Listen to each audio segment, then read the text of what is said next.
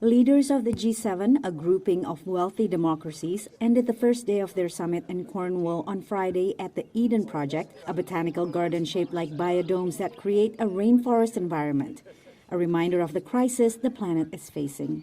This year's host, British Prime Minister Boris Johnson, wants to make climate change central to the talks. Building back greener and building back fairer and building back more equal.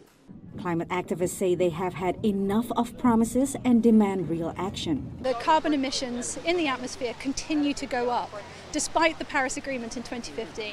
None of these 7 countries are acting as they should on their promises, and so we're not on track for 1.5 degrees. 1.5 degrees Celsius is the maximum temperature rise that G7 countries are committing to, compared to pre-industrial levels, a change from the previously agreed 2 degrees of global warming.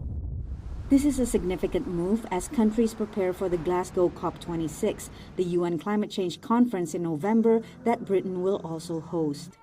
Leaders are also pressured to fulfill the pledge they made in the 2015 Paris Agreement to provide climate financing to developing countries to address climate change. Namely in relation to the mobilization of $100 billion US of support every year to developing countries.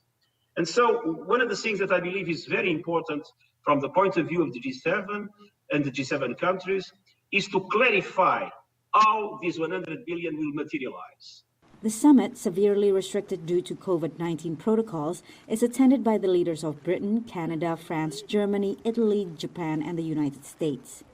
To lead the world out of the pandemic, they are set to commit to donating 1 billion doses of vaccines to lower and middle-income countries. Half of them will be provided by the United States, which has committed to spending $3.5 billion on the Pfizer vaccine to be distributed via COVAX.